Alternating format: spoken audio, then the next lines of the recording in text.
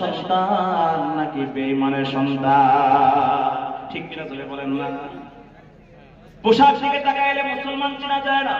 কেমন করে চিনবো? দাড়িও তো নাই, আবার চুলগুলো আছে লম্বা লম্বা, পিছন দিক থেকে পিতা বাচ্ছে, কানের মধ্যে আবার তুলো আছে, হাতের মধ্যে চুড়িও আছে, আবার পেট পড়ছে, আবার হাঁটুর দিক থেকে ছিঁড়া আছে, রানের মধ্যে ছিদ্র আছে, আর শাক পড়ছে, এটাও চতুর্দিক থেকে আউলা ঝাউলা। দেখতে একজন মুসলমানের সন্তানের মতো মনে হয় না। কথা বলেন ঠিক কিনা? হ্যাঁ, আছে না এরকম সংস্কৃতি? আচ্ছা, এই যে আমার মাঝে মধ্যে আফসোস লাগে, আচ্ছা পোশাক পরে মানুষ লজ্জা ঢাকার জন্য, এখন পোশাক যদি ছিঁড়া পোশাক পরে, আমরা পোশাক পরতে পরতে পুরাতন হয়ে যাওয়ার পরে যদি পোশাক ছিঁড়ে যেত, এই পোশাকটা ফেলে দিলাম ডাস্টবিনে। এখন যুবকরা টাকা পয়সা দিয়ে ছিঁড়া প্যান্ট ক্রয় করে। এক যুবককে দেখলাম তার হাঁটু থেকে রাতে পর্যন্ত 6টা ছিদ্র। বললাম, কি রে বাবা, তোমার বাবার কি টাকা পয়সা নেই, এই ছিঁড়া প্যান্ট কেন ক্রয় করেছো? বলে, হুজুর এটা ছিঁড়া প্যান্ট না, টাকা পয়সা কম দেখে না, বরং এই ছিঁড়া প্যান্টের দাম আরো বেশি। কারণ এই যে আপনি ছিদ্রগুলো দেখতেছেন, এগুলো সাধারণ কোনো ছিদ্র নয়, মারা নয়, এটা হচ্ছে বুলেট হোল, গুলি করে ছিদ্র করা হয়েছে, এই জন্য দাম আরো বেশি, 6000 টাকা। নাউজুবিল্লাহ বলে। মুসলমানদের পোশাক নাকি পশ্চিমাদের পোশাক? এটাকে মুসলমানদের ফ্যাশন নাকি পশ্চিমাদের ফ্যাশন? কথা বলেন না কেন? গলায় চেন পরা, সোনার অলংকার পরা, কানে দুল পরা, হাতে চুড়ি পরা, এটাকে মুসলমানদের ফ্যাশন নাকি পশ্চিমাদের ফ্যাশন? শাহরুখ খান, সালমান খানের সঙ্গে তাল মিলিয়ে, নেইমার মেসির সঙ্গে তাল মিলিয়ে যুবকরা তোমরা পোশাক পরো, চুলের কাটিং করো, জীবন যাপন করো, মনে রাখবা তাদের সঙ্গে তোমার সাদৃশ্য থাকলে তাদের সঙ্গে হাসর হবে। আল মারউ মা মান আহাব্বা, তার সঙ্গে যার ভালোবাসার সম্পর্ক, তার সঙ্গে তার হাসর। মানুষ যাকে অনুসরণ করে তার সঙ্গে তার হাসর হবে। নাউজুবিল্লাহ বলে বলেন। এজন্য আফসোস হয়, মুসলমানদের পোশাক চেহারা দেখেও চিনতে পারে না মুসলমান যুবকদেরকে, আর পোশাক দেখেও চিনতে পারে না। পশ্চিমাদের ফ্যাশনে এমন ভাবে আগ্রাসনে, এমন ভাবে তারা আক্রান্ত হয়েছে, তাদের দিল দিমাগ নষ্ট হয়ে গিয়েছে। কোনটা সভ্য, কোনটা অসভ্য, কোনটা সুস্থতা, কোনটা অসুস্থতা, কোনটা সুস্থ সংস্কৃতি আর কোনটা অসুস্থ সংস্কৃতি, কোনটা সুস্থ ফ্যাশন আর কোনটা ফ্যাশনের নামে নোংরামি আর নষ্টামি, আজকে মুসলমান যুবকরা বোঝে না। কথা বলেন ঠিক কিনা? আমি বলতে চাই, যারা এই যে প্যান্ট পরো, যারা নাবির নিচে প্যান্ট পরে ছেড়ে দেয়, এমন প্যান্ট পরে যে ট্রেনে উপরের দিকে উঠানো যায় না, এমন পোশাক পরেও উলঙ্গের মতো থাকে, আমি বলবো এটা মুসলমানদের ফ্যাশন নয়, এটা পশ্চিমাদের ফ্যাশন। কথা বলেন ঠিক কিনা? পশ্চিমাদের ফ্যাশন ভাই রে, পশ্চিমাদের ফ্যাশন, মুসলমানের ফ্যাশন ছাইরা বানায় তাকে ভূষণ। বিধর্মীদের ফ্যাশন লয়া দেখায় কেমন নাচন, পশ্চিমাদের ফ্যাশন পড়ায় আছে ফুল প্যান্ট, হাঁটুর কাছে ছিঁড়া, মাথায় রাইখা লম্বা চুল, দিছে একখান গিরা। আসেনি? কথা বলে না। এখন চেক করলে বহু যুবককে পাওয়া যাবে হাঁটুর কাছে ছিঁড়া। কত সুকৌশলে আজকে যুবকদেরকে কবিরা গিরার মধ্যে লিপ্ত করে দিচ্ছে। আচ্ছা, হাঁটু এবং নাভি সতর্কে সতর্ক না? কথা বলে।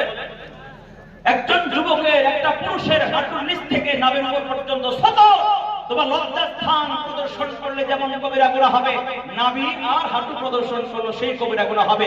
পোশাক পরো যুবকদেরকে আজকে 24 ঘন্টা কবিরা গুনাহ লিপ্ত করে রেখে দিয়েছে পশ্চিমা সংস্কৃতি। কথা বলেন ঠিক কিনা? পড়ায় আছে ফুল প্যান্ট, হাঁটুর কাছে ছেঁড়া, মাথায় রাইখা লম্বা চুল, দিছে একখান গিরা, লাফাকানো শার্ট পরে, বুকটা রাখে খোলা, গলায় ঝুলায় সোনার চেন, দেখায় ফ্যাশন খেলা। প্রশ্ন করলে বলে, হায় রে এই তো নিও ফ্যাশন, পশ্চিমাদের ফ্যাশন, পশ্চিমাদের ফ্যাশন, হায় রে পশ্চিমাদের ফ্যাশন, মুসলমানের ফ্যাশন ছাইরা বানায় তাকে ভূষণ। বিধর্মীদের ফ্যাশন লইয়া দেখায় কেমন নাচন, পশ্চিমাদের ফ্যাশন। বিধর্মীরা পালন করে হ্যাপি ভ্যালেন্টাইন, মুসলমান সন্তানেরা বলে কত ফাইন। আসেনি হ্যাপি ভ্যালেন্টাইন, ভালোবাসা দিবস? এই তো কালকে পহেলা ফেব্রুয়ারি, 14 ফেব্রুয়ারি ভালোবাসা দিবসের নামে কত যুবক যুবতীর অপরাধে লিপ্ত হয়ে যাবে। কথা বলার ঠিক ঠিক না? আরে মুসলমানের সন্তান ভালোবাসা দিবস কিসের আবার? একজন মুসলমান তো ভালোবাসবে আল্লাহকে, আল্লাহ রাসূলকে, ইসলামকে, কোরআনকে, মসজিদকে, দিনকে, জলসাকে। একজন মুমিন মুসলমান 24 ঘন্টা পুরো জিন্দেগি জন্ম থেকে মৃত্যু পর্যন্ত আল্লাহর রাসূলকে, আল্লাহর নবীকে ভালোবাসবে, আর কাউকে নয়, বাসলো আল্লাহর জন্য বাসবে। ঠিক কিনা যদি বলে? এছাড়া সব ভালোবাসাবাসী সব অবৈধ। বিধর্মীরা পালন করে হ্যাপি ভ্যালেন্টাইন, মুসলমান সন্তানেরা বলে কত ফাইন। 35 নাইটের মাঝে মদের বোতল নিয়া, মাতাল হইয়া তার খাম্বা ধইরা বলে প্রিয়া।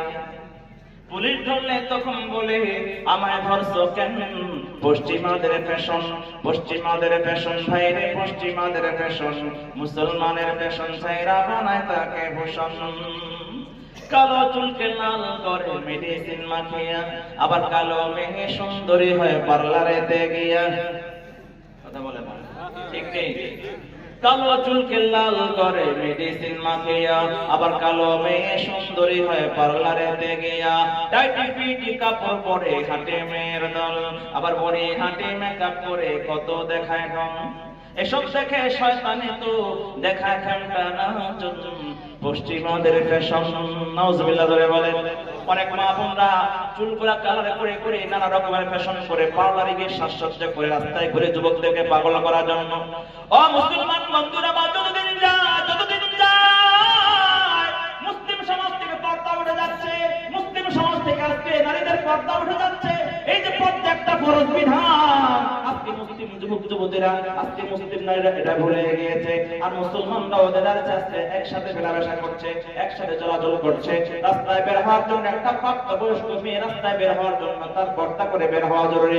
আল্লাহ তাআলা কোরআনে কারিমে বলে দিয়েছেন, ওয়াকারনা ফি বুয়ুতিকুন্না ওয়ালা তাবাররুজনা তাবাররুজাল জাহিলিয়াতিল উলা। হে নারীগণ, তোমরা ঘরে অবস্থান করো, যদি বের হও দুনিয়ার কোন কাজের সাক্ষী দিনা সাক্ষী যদি বের হও, মনে রাখবা তোমরা তোমাদের চেহারার উপরে কাপড় ঢেলে দাও, তোমরা তোমাদের চেহারা ঢেকে দাও, বোরকা পরে পর্দা করে তারপরে তোমরা রাস্তায় বের হও। বের হতে নিষেধ নাই, প্রয়োজনে বের হওয়া যায়, ওই মাসআলা ভিন্ন। তো বের হওয়ার ক্ষেত্রে বেপর্দা হয়ে বের হওয়ার কোনো সুযোগ নাই। আর এখন তো আমাদের মা বোনরা হয়ে গেছে বেপর্দা হয়ে আমাদের সাজসজ্জা করে বের হয়, পার্লারে গিয়ে সাজে, টাকা পয়সা খরচ করে সাজে বের হওয়ার জন্য, কোনো পার্টিতে যাওয়ার জন্য, বিয়ের অনুষ্ঠানে যাওয়ার জন্য, মুসলমান অনুষ্ঠানের জন্য, জলসায় যাওয়ার জন্য সাজগোজ করে বের হয়। অথচ একজন প্রাপ্তবয়স্ক নারীর জন্য, একটা বিবাহিত নারীর জন্য শুধু স্বামীর জন্য সাজগোজ করবে, আর পৃথিবীর কাহার জন্য সাজগোজ করা তার জন্য বৈধ নয়। ও মুসলমান বন্ধুরা আমার, এটা অফার হলো। ও মুসলমান বন্ধুরা আমার, এই সাজগোজের মাসআলা কয়েকটা বলে দিই। মাদ্রাসা, মহিলা মাদ্রাসার পক্ষ থেকে মাহফিল যেহেতু আমি জানি, দেখেছি চতুর্দিকে অসংখ্য মা বোনরা আজকে জলসা শোনার জন্য এসেছেন। এই কথাগুলো সবাই সব জায়গায় বলবে না। এই সব কথাগুলো শুনতে বড় তিক্ত লাগবে। তিক্ত হলো মনোযোগ সহকারে শুনবেন, বোঝার চেষ্টা করবেন, কষ্ট পাবেন না। কষ্ট পেলেও হজম করবেন, কারণ সত্য কথা একটু শুনতে তিক্ত তিক্তই লাগে। ঠিক কিনা জোরে বলুন? সত্য কথা তিতা তিতা লাগে, হক কথা কি লাগে? তিতা তিতা লাগে। অতএব তিতার কষ্ট সহ্য করবেন তো নাকি ভাগবেন? কথা বলে না। যদি এই হক কথা শোনার কষ্ট সহ্য করতে না পারেন, সামান্য কষ্ট সহ্য করার ধারণ করার শক্তি ক্ষমতা না রাখেন, তাহলে ঈমান নিয়ে কবরে যাওয়া যাবে না। ঈমান নিয়ে কবরে যাওয়া যাবে না, ইসলাম নিয়ে কবরে যাওয়া যাবে না। দুইজন স্বামী স্ত্রী দুজন চাকরি করে, স্বামী বেতন পায় 30,000, স্বামী বেতন পায় 20,000, স্ত্রী বেতন পায় 30,000। কত হলো? 50,000। এবং সংসারে খুব শান্তি সুখ, কারণ দুইজন সদস্য, খরচ তাদের ইনকাম বেশি, খরচ তেমন একটা নাই। এখন চোরার নজর পড়ছে, এই করে চোর চোর চোর চিন্তা করছে এই দুইজন মানুষ চাকরি করে, খরচ তো তেমন একটা নাই, এই ঘরে যদি চুরি করা যায় তাহলে মোটা অঙ্কের দান মারা যাবে। এই জন্য চোরা চিন্তা করে রাতের বেলায় খুন্তি গুড়া নিয়ে এসেছে, মাটি কেটে ছিদ্র করে গর্ত করে ভিতরে ঢুকিয়ে, দেখে কি বলে আপনার অঞ্চল শীত কাটা, তাই না? আমাদের এলাকায় শীত কাটাই বলে। এখন তোরা চিন্তা করছে এই ঘরে যদি শীত কাটা যায় তাহলে মোটা দান মারা যাবে, মোটা অঙ্কের চুরি করা যাবে। এই চিন্তা করে গভীর রাত্রে আসছে, ঘরের পিছনে দাঁড়াইছে, দাঁড়াবার পরে শুনতে পাচ্ছে ঘরের ভিতর থেকে আওয়াজ শোনা যায়, স্বামী স্ত্রী শুয়ে শুয়ে প্রেমের আলাপ করছে। এখন যে ঘর থেকে আওয়াজ আসে ওই ঘরে কি কোনো চোর ঢোকে? কথা বলেন না। চোর কি এত বোকা নাকি? জোরে বলেন না। হ্যাঁ, চোরা তো বোকা। চালাক না হলে চুরি করা যায় না, বোকা হলে চুরি করা যায় না। দুই বোকা চোরা ঢুকছে এক গরিব মানুষের ঘরে, গার্মেন্টসে চাকরি করে, সাধারণ চাকরিজীবী।